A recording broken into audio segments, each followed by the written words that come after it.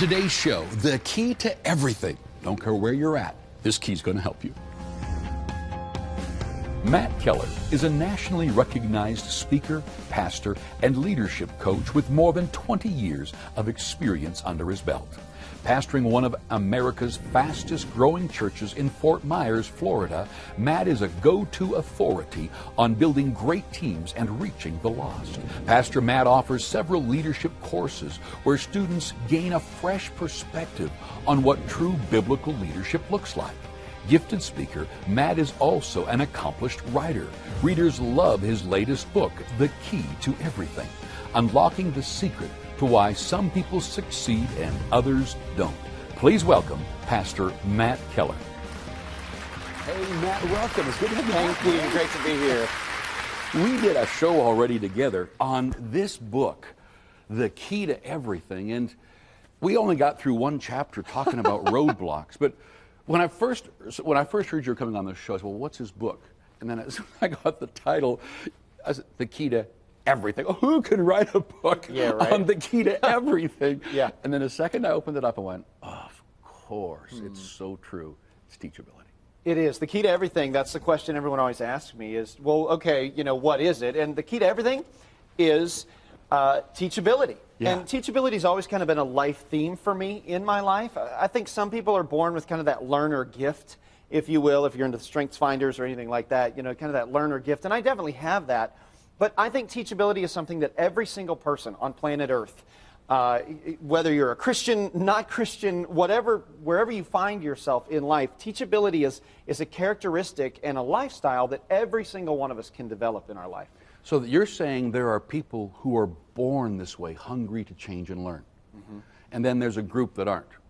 What are the percentages of that? I have no idea, but I feel like the people I get to surround myself with every single day have more of that teachable spirit about them. And isn't it true that the people we're most attracted to or most drawn to, the people we love to spend time with, are people who are hungry to learn, people who are teachable, who possess a lifestyle, is what I call it in the book, a lifestyle of teachability. It's true. And I tell young business guys in our church that if you want to learn something, go find a man or a woman who is doing it so well, and then just honestly, don't, hey, good to meet you, man. As if you're going to be equal. Just ask them. Just say, there are things you're doing. That's it. That I would so love to learn. When you meet someone who's teachable, you'll actually give them lunch, and you'll go make time, because it's kind of rare. Most people are just trying to walk equal to you. So, hey, I'm the man, you the man. Hey, let's hang out. That's you're going, well, I'm busy. Well, I talk a lot about that in the book. Matter of fact, my favorite chapter, probably my favorite chapter in the whole book, is chapter 12, where I talk about learning the art of asking great questions. For that very reason, because if you walk up to someone, to use your illustration, and go, hey, would you be my mentor? They'll probably give you a funny look. Yep. But if you say, can I take you to coffee and ask you some questions? Because the Bible says that the heart of a man is a deep well. Wise is the one who knows how to mine it out. Well, the way we mine out the wisdom inside of the heart of so many around us is through asking great questions. That's how you dig out the good stuff inside of the people around you, whether they're 100 steps ahead of you or 2 steps ahead of you or 5 steps behind you. We all can learn something from the people around us. So good. I had a guy say, if I give me 1 or 2 hours, I'm going to fly in. Can I have 1 or 2? Yes. And he was so good. I said, absolutely. So he flew in. He's sitting in my office, and he had his questions already. And I just let him go. And I answered each question. And then I stopped about 30 minutes in. I said, can I just help you out? I said, you're asking all the wrong questions.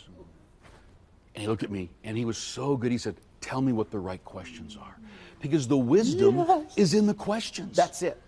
The wisdom is in the questions. And so often we ask the wrong question or we focus on the wrong thing. And so for the last decade or so, I've really kind of made it my mission in life to watch the best interviewers in the world. So I love watching Matt Lauer or Brian Williams or the Katie Kirks, Barbara Walters, because they have a way of framing questions that unlock people. And I think we'd be wise. And so that's what chapter 12 is about. Okay. It's 11 principles or ideas, characteristics that will help us develop the art of asking great questions. Tell me some of them. Well, I think let me try and think of a couple of those that are kind of the biggest mistakes that we make. One of the biggest mistakes that we make is asking questions. what was the one thing you loved I get that one all the time. Your vacation? Yeah. And you'll always notice when someone asks a one question, there's always a long pause because people are filtering. Because if I only get one answer, then I have to pause and think for a minute. Well, in the silence, you're not learning. But if I switch it and I say, Leon, what were the 2 or 3 things you loved about your vacation? You'll instantly start talking. And the truth is, come on, viewers, we don't want to just learn one thing, do we? We always want to learn 2 or 3. Yeah. So that's one of those little things of, stop asking one question. What's the worst thing? What was one of the worst things? What are 2 or 3 of the things that you went through that were difficult? You'll unlock people simply by tweaking your language on some of those questions that we ask. So leave your questions broad enough for the guy to not have to sit and synthesize it all down and just start talking. Let me give you another principle that I'm passionate about, and this is true with a lot of young leaders that we work with. They'll come in and it's called the frame it up and shut up principle. The frame it up and shut up principle, and what I mean by that is most of us, when we get in a question time with someone we're trying to learn from and glean from, whatever, we spend way too much time talking. Well, here's the deal. If you're doing the talking, then you're not doing the learning. That's very true. And so I call it frame it up and shut up. In no more than 3 minutes, frame up your scenario. That person doesn't need 25 minutes of explanation to frame the thing up. And most of us are just nervous, and we just talk when we're nervous. That's true. And so frame it up, then shut up. And if they need more information, they'll ask you for it. They'll go, now, wait a minute. Or if they start to gear off on a way, you can just bounce them right back and go, I appreciate that, but let me kind of tweak that or give you more information.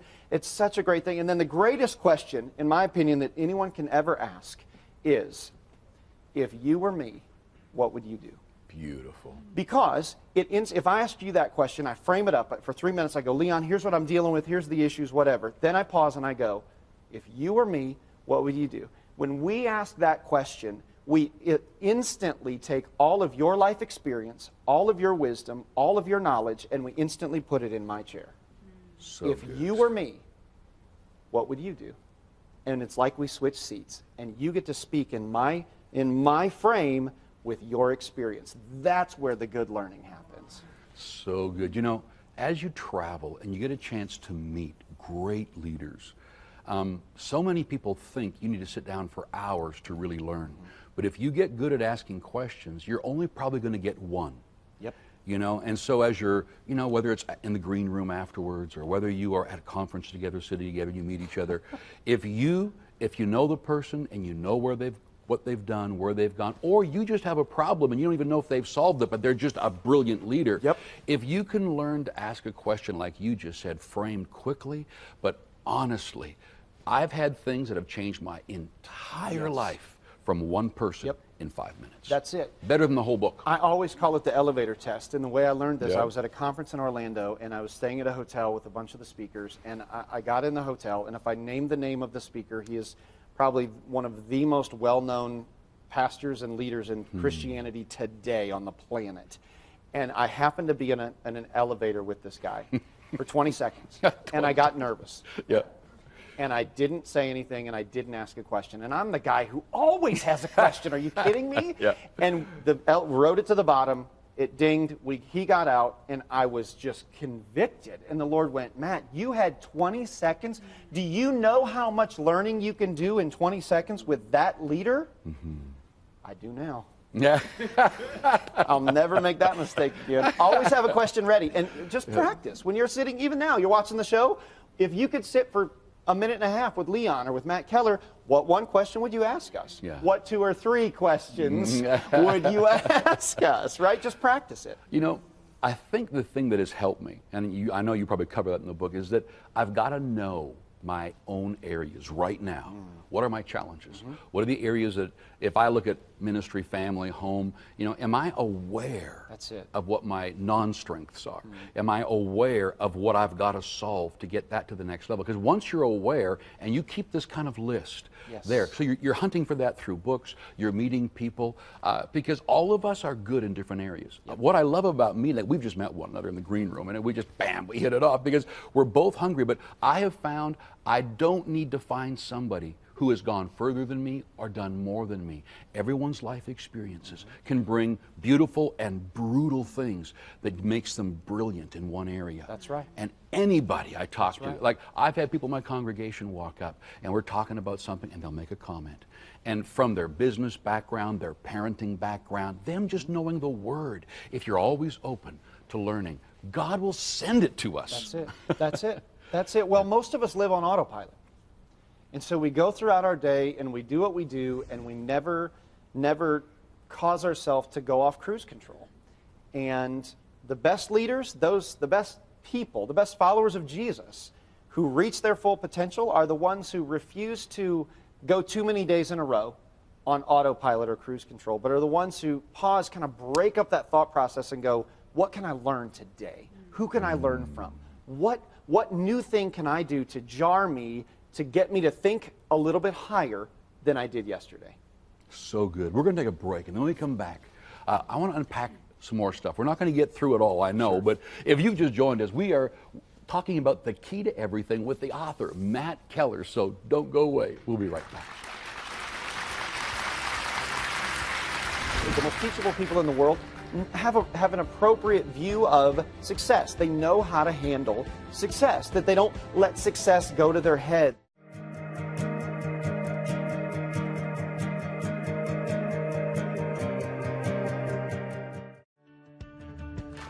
We believe Jesus Christ came to give every person on this planet a chance to live with power, passion, and purpose. Through award-winning, world-class TV programs like this and life-giving resources in Spanish, French, Italian, Russian, and Hindi, Spirit Contemporary is changing lives around the world. Considerable expenses are involved, but each person reached is absolutely worth the cost. People are saved, their faith revived, eternities transformed, all because of your support. With your donation today, you will receive today's special resource.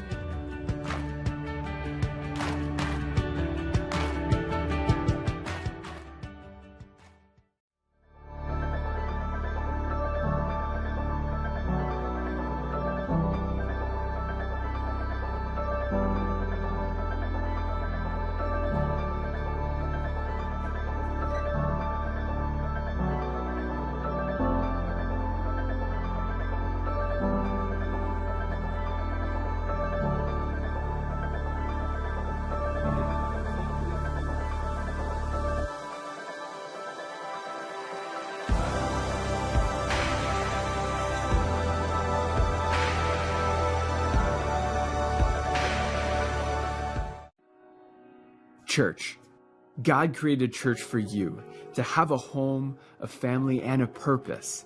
It's a place where we can connect with each other, where everyone should find love, acceptance, and forgiveness. But the church is not a building. It isn't the brick, the doors, stained glass, or the steeples. It's the people. We fill it with life and laughter.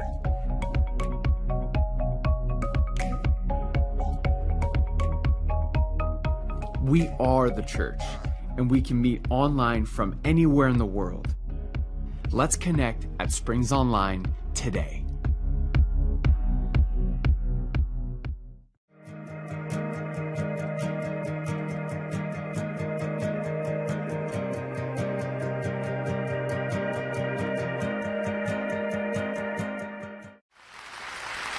Welcome back. My guest today, Matt Keller, and we're talking about the key to everything. Now, during the break, we were talking about a lifestyle. Right. So this is not a one-time, oh, I learned a principle, I'm now going to be successul the rest of my life. That's it. Well, exactly. Teachability, is something that is not just a one-and-done deal. It's a lot like fitness. That, if we want to live a physically fit life, you can't just go to the gym one time, work out for 90 minutes, and be like, woohoo, I am fit, behold. Like, it doesn't work that way. No. That teachability is the exact same way, that it's not, well, I was teachable once in college, or I had a boss who one time had a conversation with me and I was teachable then.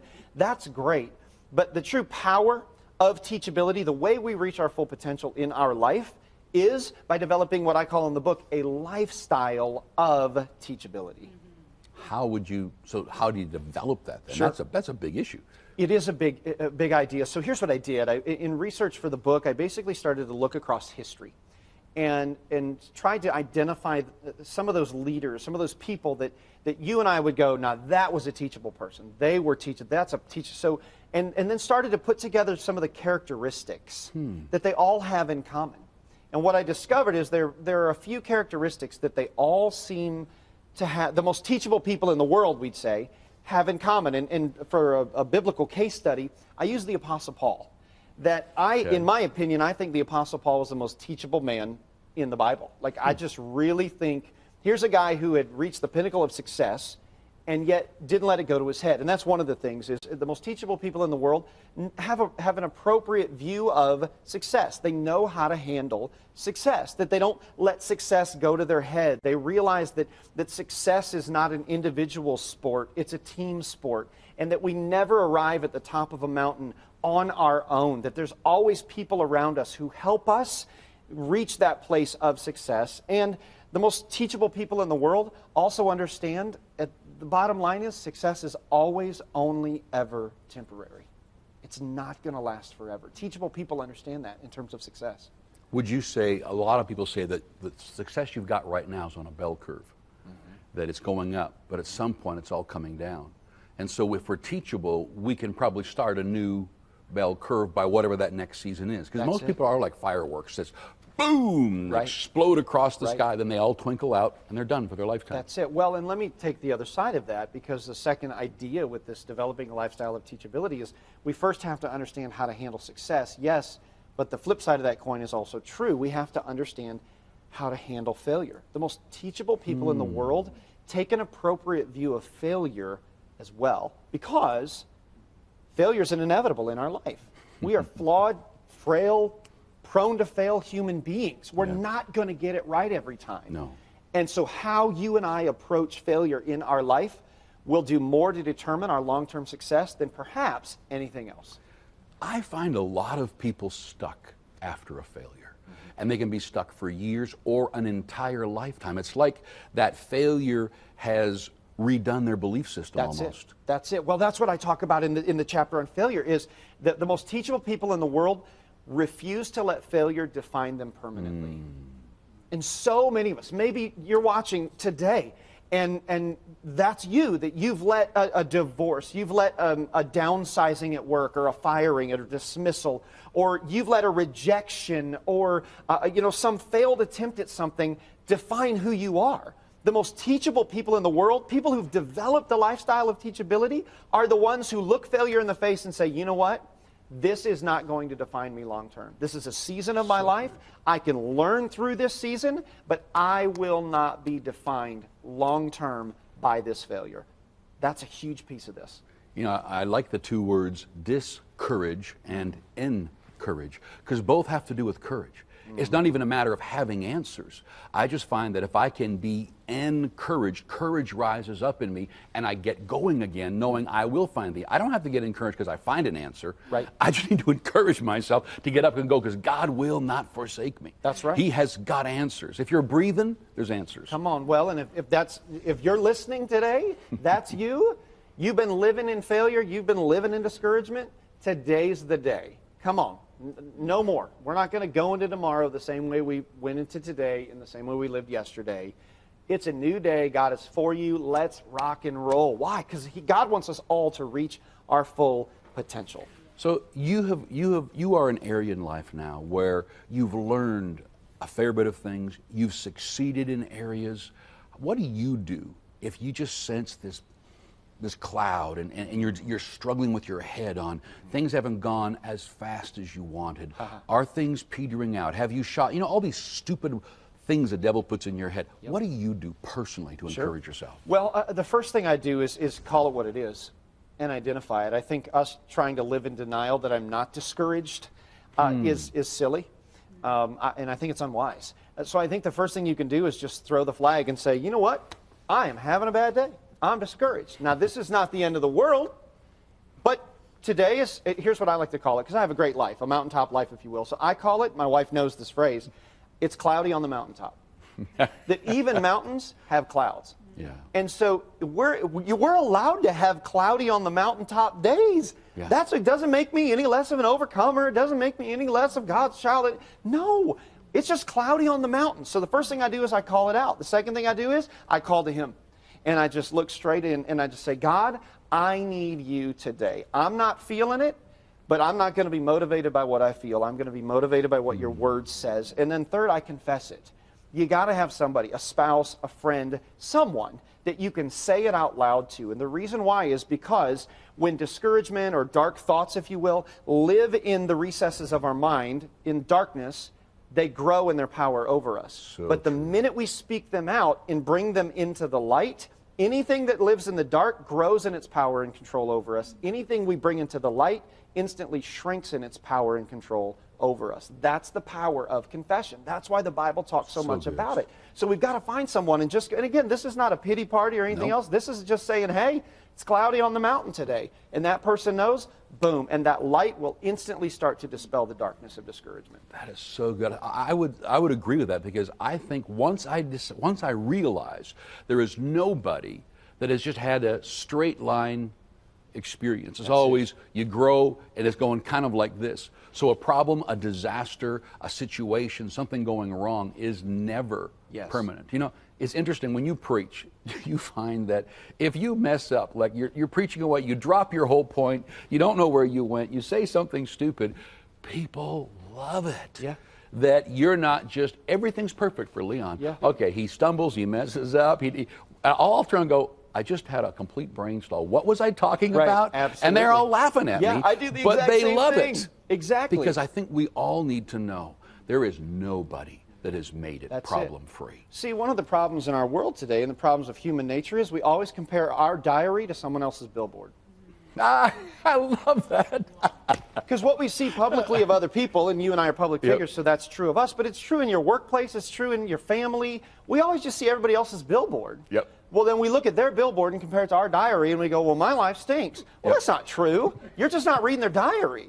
You're only and they're only seeing your billboard. It's so true. I think social media has given us kind of two ditches. For every mile of truth, there's 2 miles of ditch. That's good. And then we got the one group who, blah, blah, blah, blah. It's their billboard. And you just go, oh, I'm not doing anything in life. Look at that guy.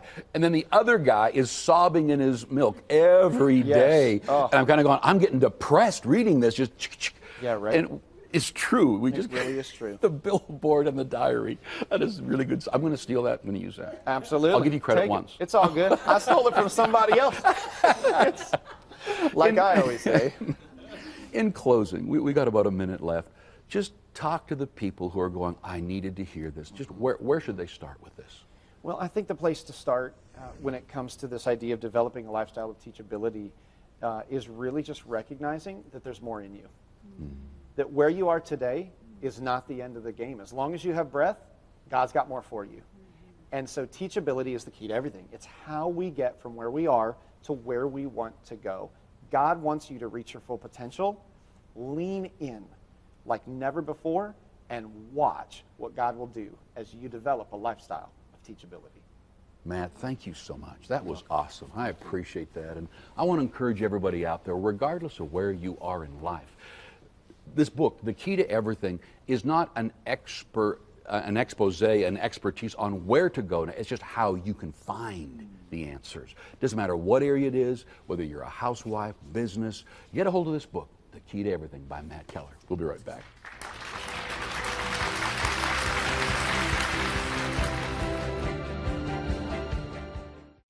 Devoted, a daily devotional created with you in mind. Easy to read and simple to understand. These 2-minute faith boosters are available in 8 different languages. Watch it on YouTube or have the booklet sent directly to your home. You can also receive Devoted to your email inbox daily. Become inspired as Leon Fontaine shares practical biblical teaching. Devoted is literally at your fingertips.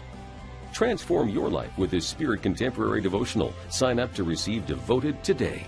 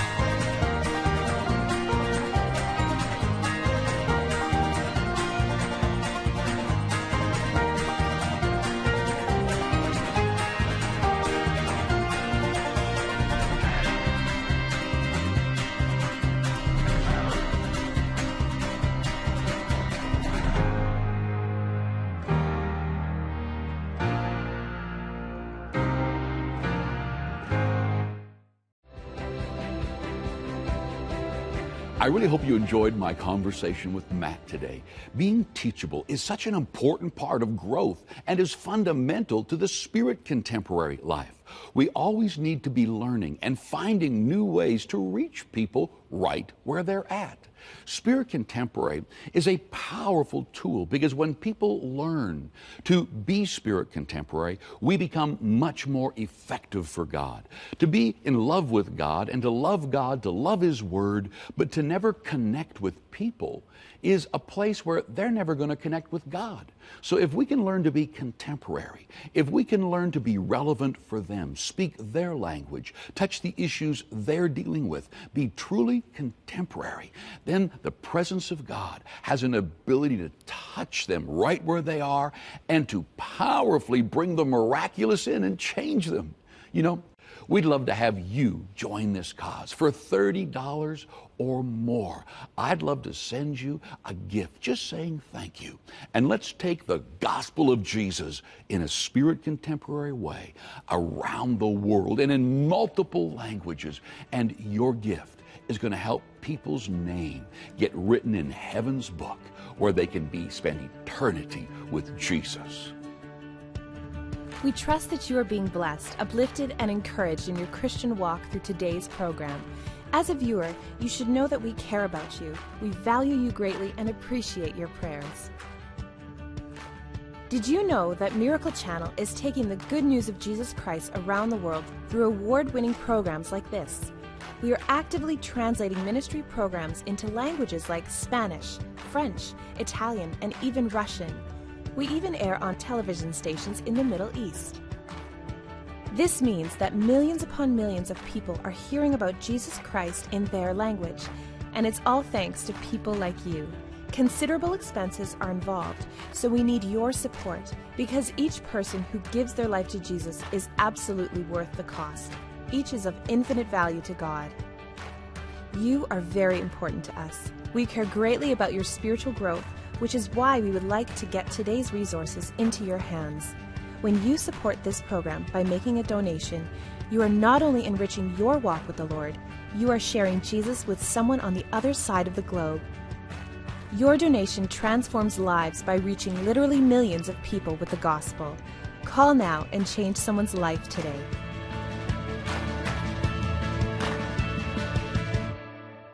Tomorrow, Leon welcomes Dr. Suzanne Humphreys to discuss how vaccines affect the human body.